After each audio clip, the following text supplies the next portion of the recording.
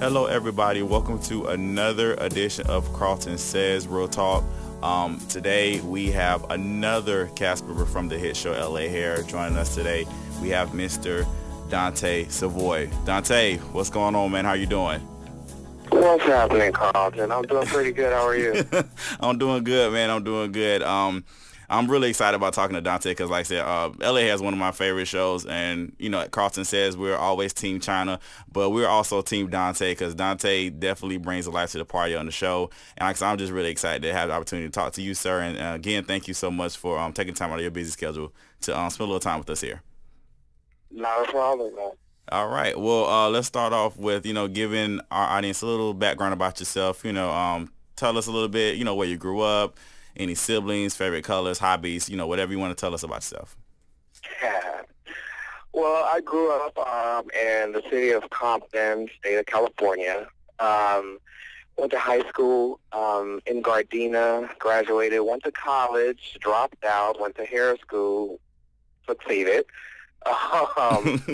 And I've been a boy of LA ever since then. LA is my lifestyle. My favorite color is red. I love to laugh, have my occasional cocktail now and again. I knew that was coming. I knew that was coming somewhere. You know that I'm actually having one right now. I'm just, chilling with my red wine on the patio outside, enjoying this good LA sun. I just love making people happy and laugh, and I just want everybody to know that life is good and great and not so serious as we make it for each other. Right. Cool. That's what's up. So you kind of briefly touched, I said, going into hair school and everything, but like, when did you realize you wanted to really get into the hair hairstyling business? I never realized I wanted to be a hairstylist. What had happened was, everybody use that phrase when something's going on. What had happened was.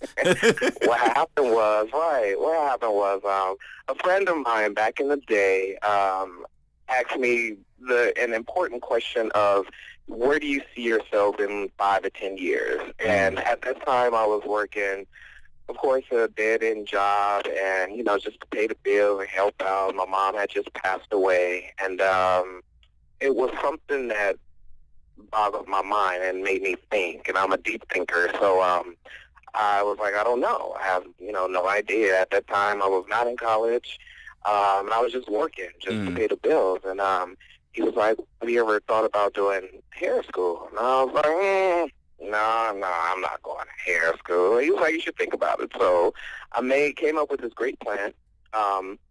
I stopped working. I gave my full 129,000% attention to hair school, and absolutely loved it. My teachers loved me. I loved them. My clients at the beauty college loved me. My peers, it was like one big happy ghetto fabulous family. And I would never trade that experience for anything. Cool.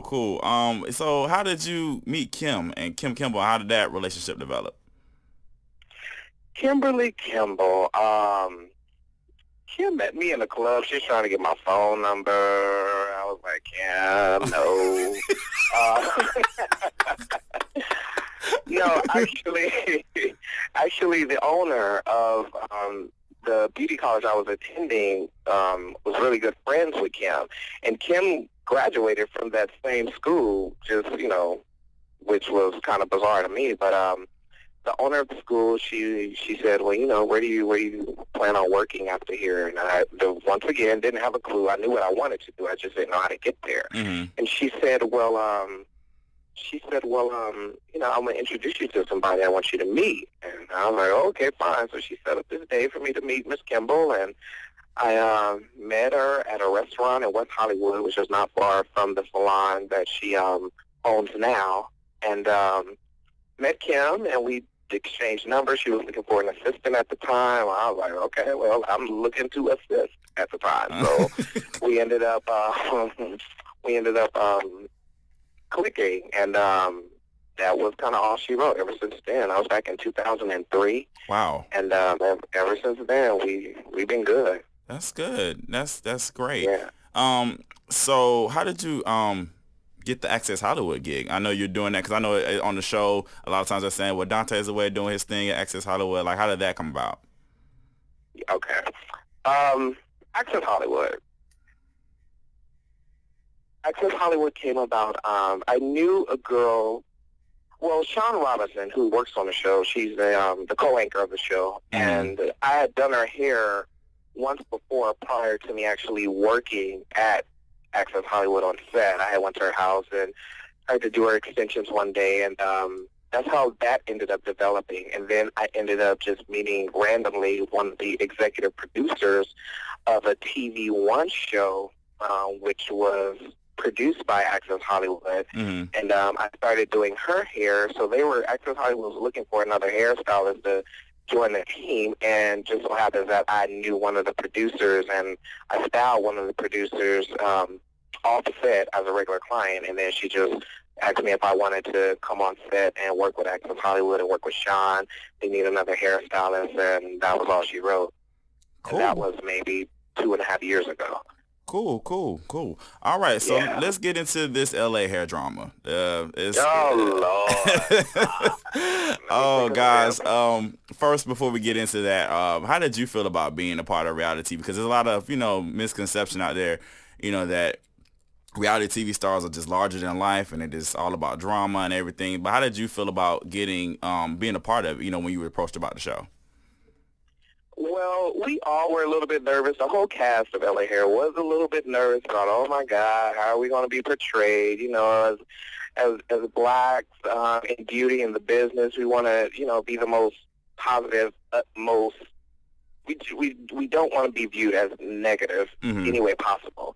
And we were all shaking in our boots about that. But we ended up learning after we did the pilot. Pilot was shot. Producers shot the pilot to the network. WeTV picked it up. Then we started learning more and more about other WeTV shows that was aired on WeTV. And it's not as dramatic as the VH1 shows or, the Bravo shows. So once we shot it, it was a lot going on as we were shooting it. And after maybe the first 2 weeks of shooting, we kind of started feeling more natural and more normal about everything. So we knew us, we knew each other, we knew what we would and would not allow to be. We knew what we did not want on camera, so we didn't allow it. So it wasn't as dramatic and problematic as a lot of the other TV shows, but it was still interesting. It was mainly based on our craft and our personalities, and it filmed well on TV. So we kind of got at ease after, each week went by, and we were like, okay, we're not crazy. So, we're all good. And plus, we all knew each other for a while, and we all worked together forever. Right. So, we know each other. So, no, it wasn't, it became good at the end, I should say. Cool. Well, like I said, I know for me as a viewer, like I said, I learned a lot from, watching you guys, because my mom, she's a hairstylist. So she owns her own business, and by the way, she told me to tell you hey. I'm saying what's up, bro. But yes, I like I said, just watching her do stuff, and like I said, just seeing how you guys do things, it's just the whole hairstyling business is actually quite fascinating. So I definitely, even though I'm not going to go into hairstyling, I just kind of picked some stuff up about the business and just learning things about different situations. So you guys definitely did pull off, being classy, not being so like, throwing glasses at each other, stuff like that. I think we as the black community, we're kind of tired of seeing stuff like that, jumping on tables and all that stuff. We don't need that. But there was drama on the show though. Get into the situation between, it's kind of like Kim versus Angela. Angela's kind of doing some sneaky behind Kim's back, and then Miss China Upshaw comes into the situation, and it seems like nobody really cares for her coming into the situation. So it's a lot of stuff going on. Like I said, you got Kim versus Angela, you have China versus everybody. So Dontay, like, what was your take, first off, on the whole Angela situation? Because she styled Eve behind Kim's back, and I know on the episode you was like, Angela, Eve's Kim's client, I don't think you should be doing that. You tried to give her some words of advice. Like, what do you feel about that whole situation?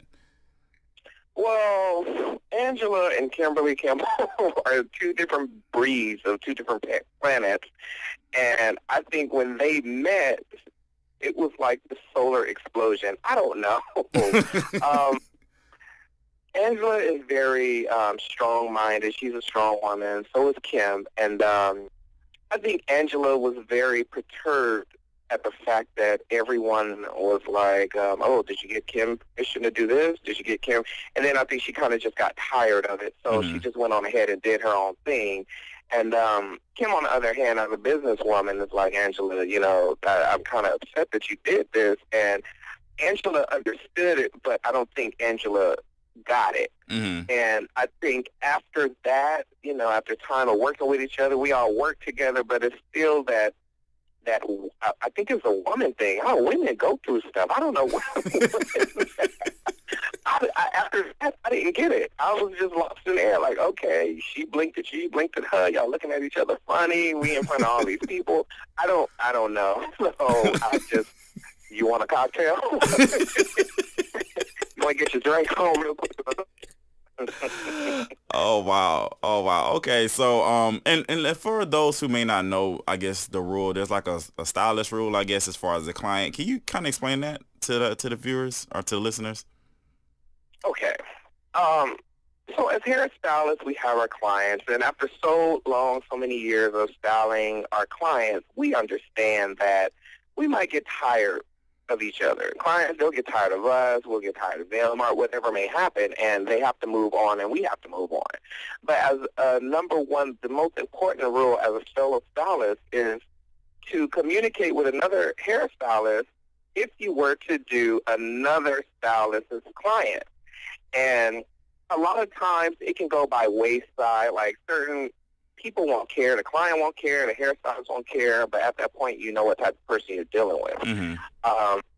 So that's just kind of golden rule number one.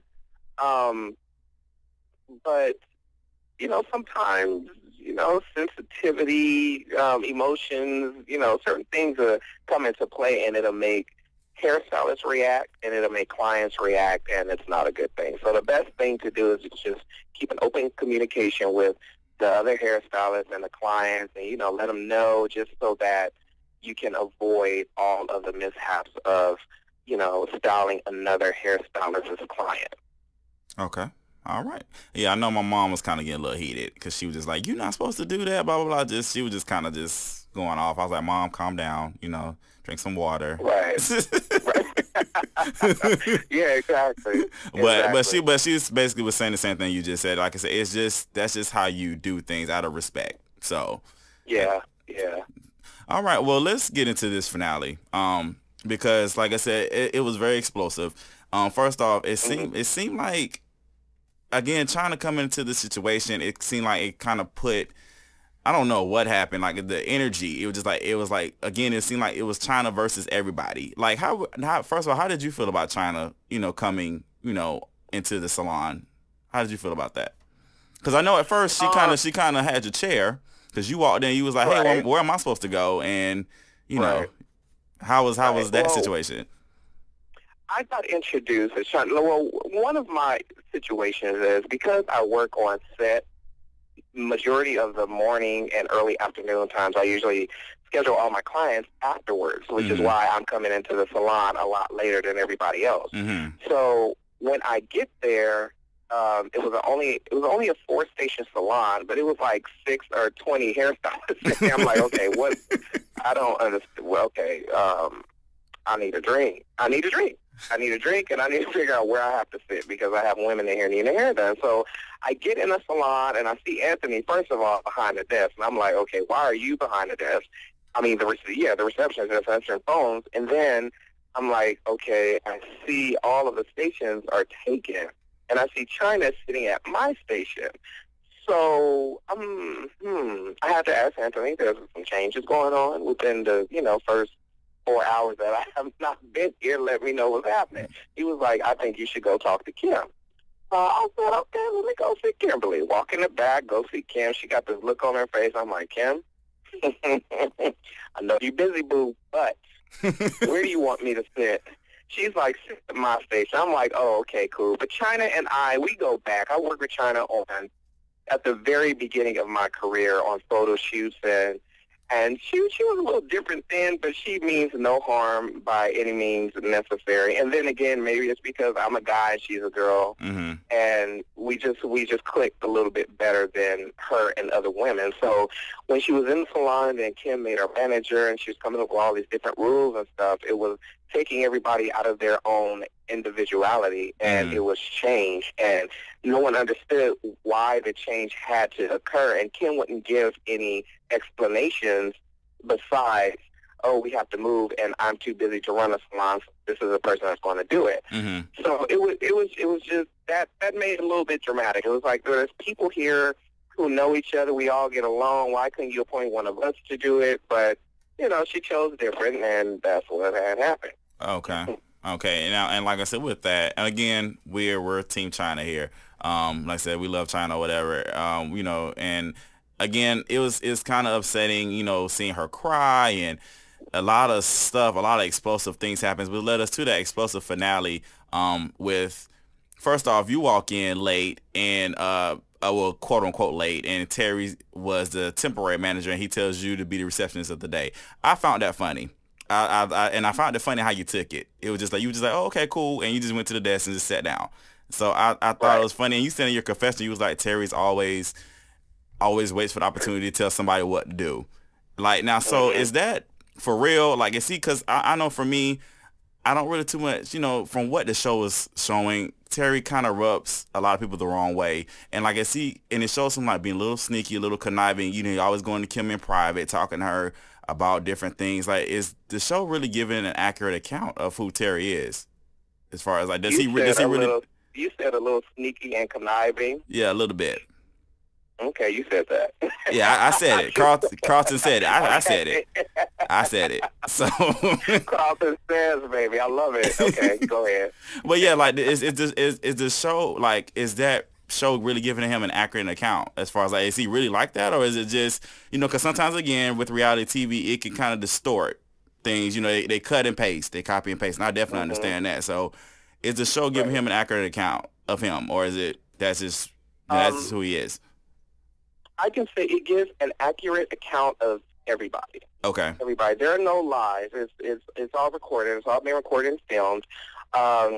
Maybe the reactions to certain situations might be a little different, but for the most part, yeah, that is exactly who it is. He's a businessman, and I tried my best not to get into it with anybody there. For one, because I'm not there that much, and for two, it's just because of the person that I am. I don't operate that way. So, so when I come in and Terry, he tells me, hey, this is what you're going to do. I'm thrown. I'm like, oh, okay, well, first China, okay, and now Terry, like, where is Kimberly? Why is she? What? I need a drink. Okay, sure. You want me to go answer some phones? Well, why? Ain't nobody calling. I don't understand. But I was like, yeah, I'll sit up there. Maybe I just want me out the way. Yeah, sure. Okay, whatever. So, the whole water thing, I made sure I did it to the best of my abilities, service everybody. I've been in that industry before. It's easy. I didn't get why I was up there. But afterwards, Terry told me that Anthony did not come in that day, and we needed someone up there to go ahead and answer the phones and, assist the clients as they came in. And I'm the best man for the job. So, I didn't give it any play. Now, had he asked me to do something that I just thought was kind of beneath me, I would not have done it. If I had to hold up a sign and walk, no. And that's where I was going. I was so going there because we have Angela. She's late. And the wordplay is kind of, it's twofold with the wordplay. Angela said she had some things she needed to take care of, and then we go and China's telling Kim that she had something better to do. It's just a lot of wordplay going on with what Angela said. Anyway, China has Angela hold a sign that says, I have more important things to do. That's why I was late. Whatever it said, it was just something really long. And so Angela goes outside, hold the sign, but in the other side, she has hunk if you have haters. And so this makes Kim very angry, and she goes out, she takes the sign, she's angry, and this is big fallout with China, Angela, and Kim. Now, since you were there, can you please explain what exactly happened? Because it was just a lot of yelling, and it's just like you just kind of trying to figure out what happened and what transpired, all of this shouting between Kim, China, and Angela. So you were there. Can you give us a little insight? Carlton, I absolutely did not know my name when I walked through those doors. When I tell you I walk in, they're like, sit at the front, answer the phones. I'm like, okay, getting water, making sure everybody's comfortable. Then China comes up to me and asks me to write a sign for Angela to hold. I'm like, I don't understand why you're asking me to do this. That's dumb. That's just stupid. That's ghetto, and it's tacky. You want me to tear up a cardboard box and take a magic marker and write out this big paragraph that the car's driving by. I can't even read. So, okay, boo. So when she asked me to do that, I made sure I asked her. I said, does Kim know that you're doing this? And China's response was, yeah. She told me to take it in my own hands. I said, all right, then, okay, I'm writing this. So I made sure China stood there and gave me word for word exactly what she wanted on this piece of tacky cardboard. And we presented it to Angela, and Angela looked at it, and she gave me this look, and I'm like blinking at her like, just do it, like, don't even fight it, just do it. So she, okay, sure, fine, I'll go ahead and do this. Let me clean up. And China said, no, you don't even have to worry about that. You're going to do that later anyway. Just go outside now with your tacky sign.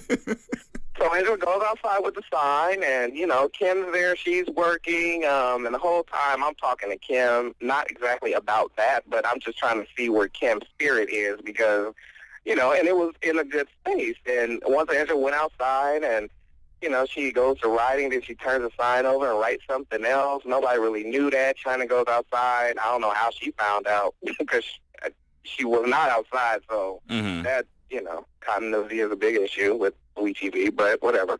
So she goes outside. She's like, Angela, I didn't tell you to write another sign. You're supposed to write the one that we wrote for you. And, you know, Angela was playing her to the left or whatever. So then Kim finds out what Angela does, but I think before any of that happened, everything, like there were a lot of emotional tension between Angela and Kim. And there's no telling what Kim just found out from me last talking to Kim in the salon and from her going outside. I have no idea. I saw Kim walk outside, snatch the sign out of Angela's hand. I'm like, oh, Lord, now I got to go outside.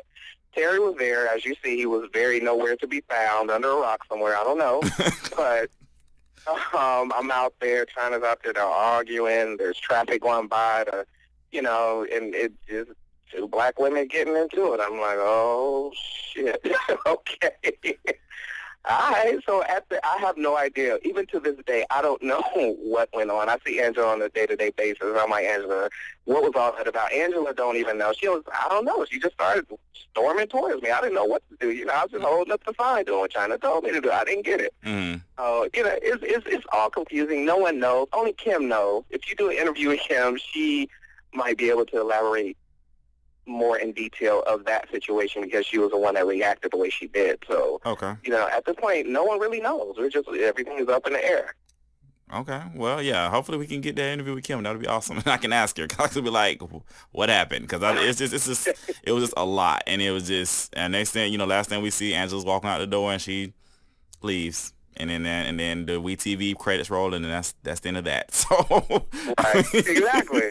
So y'all didn't know either. Yeah, nobody knew. Nobody knew. Oh man. Well, we and I don't know. I think like on Twitter, I think you said you were out and you missed. I don't know if you saw last night's episode because they did like a special LA Hair Confidential that was just showing some behind the scenes stuff and some scenes that we didn't get to see on TV, but Kim and Jazz are riding in the car, and I guess they're going to Kim's new salon, and Jazz is asking what she's going to do about the whole stylist, you know, as far as she's going to bring some of you guys with her and all this other stuff. So that leads us to this next question. You know, will there be a season 2 of LA Hair? And if so, are you going to be on the show? Carlton, I can tell you that if there is a new season of LA Hair, if there's a season 2, of course, I'll definitely be on it. And I don't know. Everything is no one's telling us anything. They're asking questions, but no one's telling us anything. So Okay. I can assume that there will be a season 2, but confirmation-wise, I don't know. Okay. All right. Cool. Well, the last question here, like I said, since KARLTON Says is a blog about television, what are some of your favorite shows? Doesn't have to be reality, but like any show that you're watching on TV, if you are watching TV. I know you're very busy because you got a lot of stuff going on over there in LA, but if you are watching TV, what shows are you watching? My absolute favorite reality show is all-time Atlanta Housewives. Nene is my girl. I got the pleasure of working with her a couple of times. I worked with Candy a long time ago on some music videos. Helicopters flying by, I'm sorry. No, you're good. Who else was on that cast? I don't think I worked with anyone else on that cast, but that was a breaking point for reality shows for me. That was, like, I absolutely loved it. I fell in love with it. I absolutely love Nene. I love her success behind whatever it is that she's doing. Mm-hmm. So that's my reality show. Lately, it hasn't really been giving me all the thrill that it used to, but yeah, that's my number one. The love and hip hop of Atlanta, I am trying hard to understand. But oh when man, I tell you that I turn on the first episode and I'm like, who are these? This is not what we didn't come this far for this. Because, all right, they're entertaining somebody, so, I don't matter. But, yeah, Atlanta Housewives is my joint. I'm going to have to get on this Love and Hip Hop Atlanta. I'm not going to lie. I watch it religiously. Do you? I watch it religiously. And, and I compare it. It's like a drug. You're not supposed to be doing it, but you're addicted. And Love and Hip Hop Atlanta is very addicting. It's just like it's funny because every time it comes on, I'll watch it. If I'm in front of a TV and I see it, oh my God, I will tune in because it's just. Are you serious? I'm so serious. I'm so serious, and I know I'm not supposed to like it. I know I shouldn't be watching it. I shouldn't support it, but it's just an addicting show. It's hilarious. Every woman on that show is hilarious. It's funny. They are very, very funny women. The guys are funny too. I'm like, really? This is what y'all? It reminds me of pimps and hoes. Mm-hmm. And not to call the girls of Atlanta hoes, but it definitely looks like the men are in charge and they manipulate these women to do certain things, and then the women are mad at each other. I'm like, okay, all right. Let me just watch the news and see what Catherine Jackson. See if Catherine found her home yet. I didn't get it. I'm like, all right, I guess. What time? I gotta go to sleep, go to work in the morning. I didn't understand, but it entertains a lot of people. And as much as I try not to watch it when it's on, I do. And it is entertaining to a lot. Yeah. So I don't know. oh man. Okay, well, that kind of wraps things up here for KARLTON Says Real Talk. Dontay, thank you so much for taking the time out of your busy schedule to talk with us today. We really appreciate it, sir. Not a problem. Yes, mm-hmm. And like I said, we love you guys. You know what I'm saying? We love China. We love you. We definitely love Kim Kimble. And like I said, we are hoping, having our fingers crossed, that there will be a season 2. I'm hoping that they will do something like kind of have you guys, the Braxtons and Mary on like the same night. Because like I know the Braxtons come back next month, and I'm really excited about that. And then I know they're doing a second season of Mary. So hopefully they'll some kind of way maybe put all 3 of y'all together on the same night, because it's just great entertainment. It's great TV. Again, it's good reality. I have good drama, but it's not over the top, and that's what and I really applaud you guys for just being image conscious. You're being yourselves, but at the same time you realize that you guys want to give a good representation out there for and be examples for those of us who watch you. So I applaud you guys for doing that. Well, thank you so much for watching and your support. We all really do appreciate it. Yes. All right, before you go, you have to do your signature darling on KARLTON Says Real Talk. Darling, would you want a cocktail, darling?